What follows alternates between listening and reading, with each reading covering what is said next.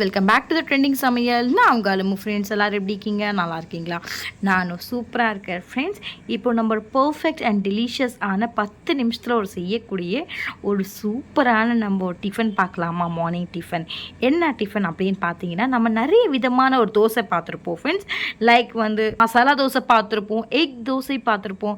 இப்போ நம்ம செய்ய போகிறது என்னென்னா ஓட்ஸில் ஒரு தோசை ஃப்ரெண்ட்ஸ். நீங்கள் என்னடா ஓட்ஸில் ஒரு தோசை கூட அப்படின்னு இருக்குது அப்படின்னு பார்க்குறீங்களா? ஆமாங்க ஃப்ரெண்ட்ஸ், ஓட்ஸில் கூட தோசை செய்யலாம். இது ரொம்ப ஹெல்த்துக்கு நல்லது ஃப்ரெண்ட்ஸ். இது சின்னவங்கலேருந்து பெரியவங்க கூட சாப்பிட்லாம் ஃப்ரெண்ட்ஸ். இது சாப்பிட்டிங்கன்னா உங்களுடைய சுகர் கூட குறையும். அதுக்கு என்னென்ன பொருட்கள் தேவைன்னு சொல்லிட்டு நம்ம வீடியோக்குள்ளே போகலாமா ஃப்ரெண்ட்ஸ்? வீடியோக்குள்ளே போகிறதுக்கு முன்னாடி கீழே இருக்க லிங்கை ப்ரெஸ் பண்ணி என்னுடைய சேனலை சப்ஸ்கிரைப் பண்ண மறந்துடாதீங்க ஃப்ரெண்ட்ஸ். ஒரு ஓட்ஸ் பேக்கெட் எடுத்துக்கோங்க. சஃபோலா ஓட்ஸ் இப்போ நான் எடுத்திருக்கேன். சஃபோலா ஓட்ஸு இப்போ அது நியர்பை சூப்பர் மார்க்கெட்டில் கூட அவைலபிளாக இருக்கும். இது ஒரு பவுலில் ட்ரான்ஸ்ஃபர் பண்ணிவிடுங்க. பேன் எடுத்துக்கோங்க. ஒரு பேன் எடுத்ததுக்கப்புறமா இப்போ நான் என்ன பண்ணியிருக்கேன்னா 250 கிராம்ஸ் ஆஃப் என்ன பண்ணுறேன்னா இதில் ஒரு கப்பில் ஓட்ஸ் எடுத்துக்கிட்டேன். இந்த ஓட்ஸ் என்ன பண்ணுறீங்கன்னா இதில் போட்டுருங்க. மீடியம் ஃப்ளேமில் வச்சு நீங்கள் ஃப்ரை பண்ணிகிட்டே இருக்கணும் ஃப்ரெண்ட்ஸ். மீடியம் ஃப்ளேமில் வச்சுட்டு அடி பிடிக்காத அளவுக்கு நீங்கள் ஃப்ரை பண்ணிகிட்டே இருக்கணும். உங்களுக்கு தேவைன்னா நீங்கள் அப்படியே கூட யூஸ் பண்ணிக்கலாம் ஃப்ரெண்ட்ஸ். மீடியம் ஃப்ளேமில் வச்சு இப்போ ரோஸ்ட் பண்ணிகிட்டே இருங்க ஃப்ரெண்ட்ஸ். நீங்கள் அப்படியே கூட யூஸ் பண்ணிக்கலாம்.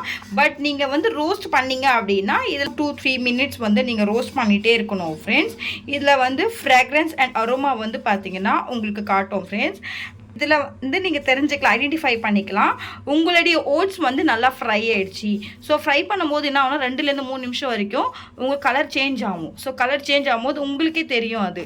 ஸோ நம்மளுக்கே ஒரு தெரியும் இந்த மாதிரி நல்லா ஃப்ரை ஆகிடுச்சு, நல்லா ரோஸ்ட் ஆகிடுச்சுன்னு சொல்லிட்டு. ரோஸ்ட் ஆகும்போது நீங்கள் என்ன பண்ணனா ஸ்டவ் ஆஃப் பண்ணிடலாம். ஃபேன் காற்றுல ஆற விட்டுட்டோம் ஃப்ரெண்ட்ஸ். நல்லா 10 நிமிஷம் ஆறிடுச்சு ஃப்ரெண்ட்ஸ். அடுத்தது பார்த்தீங்கன்னா இப்போ எல்லாமே ரோஸ்ட் ஆகிடுச்சு பாருங்கள் ஃப்ரெண்ட்ஸ். ரோஸ்ட் ஆனதுக்கப்புறமா என்ன பண்ணுறீங்கன்னா உங்களுக்கே தெரியுதுங்களா, நல்லா இது மெலிசாக இருக்குது. சப்போஸ் உங்களுக்கு இதில் எங்கேயாவது பார்த்தீங்கன்னா குண்டு குண்டாக தெரியுது அப்படின்னா நீங்கள் கையில் என்ன பண்ணலான்னா க்ரஷ் பண்ணிடலாம். இந்த மாதிரி க்ரஷ் பண்ணிடலாம் ஃப்ரெண்ட்ஸ். ஒரு சில பேர் கிரைண்ட் பண்ணணும்னு நினைப்பாங்க.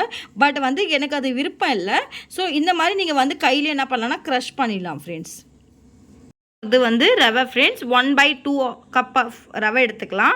ஸோ ரவை ஆட் பண்ணால் என்ன ஆகும்னா இதில் நல்லா ஒரு டெக்ஸ்டர் கொடுக்கும் ஃப்ரெண்ட்ஸ். இப்போ நம்ம ரவை ஆட் பண்ணிவிட்டு நல்லா மிக்ஸ் பண்ணிடலாம். கப்பில் பார்த்தீங்கன்னா நம்ம ரவை எடுத்தோமோ அதுலேயே 1/2 கப்பில் நம்ம என்ன பண்ணலாம்னா கடலை மாவு ஆட் பண்ணிக்கலாம்.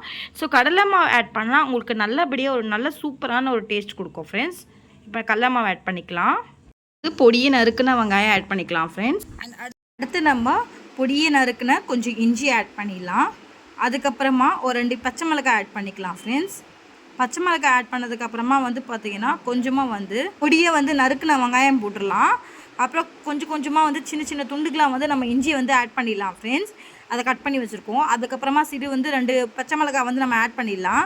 இதெல்லாம் ஆட் பண்ணதுக்கப்புறமா தேவையான உங்களுக்கு கேப்சிகம் வேணும்னா நீங்கள் ஆட் பண்ணிக்கலாம், நான் அவாய்ட் பண்ணிடலாம். ஒரு 2 தக்காளி நம்ம ஆட் பண்ணியிருக்கோம், பொடியை நறுக்குன தக்காளி. அதுக்கப்புறமா கொரியண்டர் லீவ்ஸ் கொஞ்சம் ஆட் பண்ணியிருக்கேன் ஃப்ரெண்ட்ஸ். அதெல்லாம் ஆட் பண்ணதுக்கப்புறமா என்ன பண்ணுறீங்கன்னா கொஞ்சமாக இதை ஆட் பண்ணிவிடுங்க ஃப்ரெண்ட்ஸ். உங்கள்கிட்ட புதினா இருந்துச்சுன்னா ஆட் பண்ணிவிடுங்க, இல்லைன்னா அவாய்ட் பண்ணிடலாம். இதெல்லாம் ஆட் பண்ணிவிட்டு நல்லா தேவையான பார்த்தீங்கன்னா நல்லா மிக்ஸ் பண்ணிவிடுங்க. தண்ணி பண்ண போகிறது ஒரு டீஸ்பூன் மஞ்சத்தூள் ஆட் பண்ணிக்கலாம். ஒரு டீஸ்பூன் கரம் மசாலா ஆட் பண்ணிக்கலாம் ஃப்ரெண்ட்ஸ். ஆம்ச்சூர் பவுடர் ஆட் பண்ணிக்கலாம் ஃப்ரெண்ட்ஸ். இது உங்களுக்கு சூப்பர் மார்க்கெட்டில் அவைலபிளாக இருக்கும் ஃப்ரெண்ட்ஸ், ஆம்ச்சூர் பவுடர். அண்ட் உங்களுக்கு சாட் மசாலா ஆட் பண்ணணும்னு நீங்கள் நினைக்கிறீங்கன்னா சாட் மசாலா ஆட் பண்ணிக்கலாம். எனக்கு சாட் மசாலா தேவைப்படல, ஸோ நான் ஆட் பண்ணல ஃப்ரெண்ட்ஸ். அடுத்து நம்ம ஆட் பண்ண போகிறது ரெட் சில்லி பவுடர் ஃப்ரெண்ட்ஸ். ஏன்னா நம்ம ஆல்ரெடி பார்த்தீங்கன்னா க்ரீன் சில்லி ஆட் பண்ணியிருக்கோம். ஸோ உங்களுக்கு எவ்வளோ காரம் தேவையோ அந்தளவுக்கு நீங்கள் ஆட் பண்ணிக்கோங்க. சீரகத்தூள் ஆட் பண்ணிக்கலாம். ஆட் பண்ணியிருக்கோம்ல ஃப்ரெண்ட்ஸ், இதில் தக்காளி ஆட் பண்ணியிருக்கோம், கடலை மாவெல்லாம் ஆட் பண்ணியிருக்கோம்ல, இதை மிக்ஸ் பண்ணிடலாம் ஃப்ரெண்ட்ஸ். அடுத்து என்ன பண்ணலான்னா நம்ம வாட்டர் ஆட் பண்ணிடலாம் ஃப்ரெண்ட்ஸ். இதில் கொஞ்சமாக நீங்கள் வாட்டர் ஆட் பண்ணி நீங்கள் என்ன பண்ணுறீங்கன்னா மிக்ஸ் பண்ணிவிடுங்க ஃப்ரெண்ட்ஸ். உங்களுக்கு எவ்வளோ தேவையோ அவ்வளோதான் நீங்கள் ஆட் பண்ணணும். அதிகமாக வாட்டர் ஆட் பண்ணக்கூடாது. பாருங்க நல்லா திக்காயிடுச்சு, தெரிதுங்களா உங்களுக்கு? இப்போ பார்த்தீங்கன்னா இது நல்லா 10 நிமிஷம் ஊற விடுங்க ஃப்ரெண்ட்ஸ். ஊற விட்டுட்டதுக்கு அப்புறமா இதுக்கு நம்ம பார்த்தீங்கன்னா சட்னி ரெடி பண்ணிடலாம் friends. A few moments later. ஒரு 1/2 hour நம்ம காஷ்மீரி மிளகாவை ஊற வச்சுருக்கோம் ஃப்ரெண்ட்ஸ். அதை மிக்சிங் பவுலில் போட்டுக்கலாம். காஷ்மீரி மிளகா தான் ஃப்ரெண்ட்ஸ் எடுத்துக்கணும். நீங்கள் ஆனியன் எடுத்துக்கோங்க, வெங்காயம், பால் வந்து நீங்கள் என்ன பண்ணுறீங்கன்னா உரிச்ச பூண்டு போட்டுக்கோங்க ஃப்ரெண்ட்ஸ். இப்போ வந்து புளி ஆட் பண்ணிக்கோங்க ஃப்ரெண்ட்ஸ். சால்ட் ஆட் பண்ணிவிடுங்க. சால்ட் ஆட் பண்ணிவிட்டு இதுக்கு ஒரு தாளிப்பு கொடுத்துடலாம் ஃப்ரெண்ட்ஸ். பண்ணிவிட்டு ஃபைன் பேஸ்ட்டாக அரைச்சிருங்க. பாருங்க சட்னி வந்து பார்த்தீங்கன்னா நம்ம நல்லா ஃபைன் பேஸ்ட்டாக அரைச்சிட்டோம். இதுக்கு வந்து பார்த்தீங்கன்னா நம்ம ஒரு தாளிப்பு கொடுத்துடலாம். வானலில் வந்து ஒரு பேன் வச்சுருங்க ஃப்ரெண்ட்ஸ். அதில் வந்து ஆயில் விட்டுருங்க. ஹீட் ஆகிடுச்சு. ஆயில் ஹீட் ஆகிருந்தமே என்ன பண்ணலாம்னா கடுகு போட்டுடலாம் ஃப்ரெண்ட்ஸ். கொஞ்சமாக உளுத்தம்பருப்பு போட்டுக்கலாம். பொன்னிறமாக வறுக்கணும் ஃப்ரெண்ட்ஸ். உளுத்தப்பருப்பு தீயக்கூடாது. அடுத்து நம்ம கறி லீஸ் ஆட் பண்ணிக்கலாம் ஃப்ரெண்ட்ஸ். இப்போ உளுத்தம்பருப்பு நல்லா வந்து பார்த்தீங்கன்னா கலர் சேஞ்ச் ஆகிடுச்சு. அடுத்து நம்ம ஆல்ரெடி அரைச்சி வச்சுருக்கோம்ல ஃப்ரெண்ட்ஸ் அந்த விழுது அதை ஆட் பண்ணிக்கலாம். இப்போ பாருங்கள் ஆட் பண்ணிடுறேன். எல்லாமே பச்சை வாசனை போகிற அளவுக்கு நீங்கள் வந்து மிக்ஸ் பண்ணிகிட்டே இருங்க. பாருங்கள் நல்லா வந்து மிக்ஸ் ஆகிடுச்சு அண்ட் பச்சை வாசனையும் போயிடுச்சு. அடுத்து நம்ம ஸ்டவ் ஆஃப் பண்ணிடலாம். இது என்ன பண்ணுறீங்க அப்படின்னா தோசை தவா எடுத்துக்கோங்க ஃப்ரெண்ட்ஸ். எடுத்துக்கிட்டிங்களா அதில் வந்து என்ன பண்ணுறீங்கன்னா ஃபுல்லாக ஆயில் அப்ளை பண்ணிவிடுங்க. ஸ்ப்ரெட் பண்ணிவிடுங்க ஃப்ரெண்ட்ஸ் ஆயிலை. ஃப்ரெண்ட்ஸ் இப்போ நம்ம என்ன பண்ணலாம்னா தோசையை வந்து பார்த்தீங்கன்னா தோசை மாதிரி ஊற்றலாம் ஃப்ரெண்ட்ஸ். பாருங்கள் ஃப்ரெண்ட்ஸ் ஊற்றிடும் ஆயில் ஊற்றிடுங்க. என்னடா வந்து தோசை வந்து கனமாக வருது அப்படின்னு பார்க்குறீங்களா? அந்த கனமாக இருக்கிறதெல்லாம் பார்க்காதீங்க. பட் இந்த டேஸ்ட் வந்து பார்த்தீங்கன்னா நல்லாயிருக்கும். இந்த ரெசிபி ட்ரை பண்ணுங்கள் ஃப்ரெண்ட்ஸ். நல்லா இது தோசை வந்து பார்த்தீங்கன்னா ஓட்ஸ் தோசை ரெடி ஆகிடுச்சு ஃப்ரெண்ட்ஸ். இந்த மாதிரி ரெசிபி நம்ம வந்து பார்த்தீங்கன்னா நீங்களும் ட்ரை பண்ணுங்கள். உங்களுடைய ஃபீட்பேக்கை என்னுடைய கமெண்ட் செக்ஷனில் மறக்காமல் சொல்லுங்கள் ஃப்ரெண்ட்ஸ். இப்போ நம்ம எடுத்துடலாம். நம்மக்கிட்ட இருக்கிறது வந்து பார்த்தீங்கன்னா நம்ம எல்லாமே இதே மாதிரி போட்டு எடுத்துடலாம். செம்ம சூப்பரான வந்து பார்த்தீங்கன்னா ஒரு ஓட்ஸ் சீலா ரெடி ஃப்ரெண்ட்ஸ். நம்ம நிறைய வகையான ஒரு சீலா பார்த்துருப்போம்.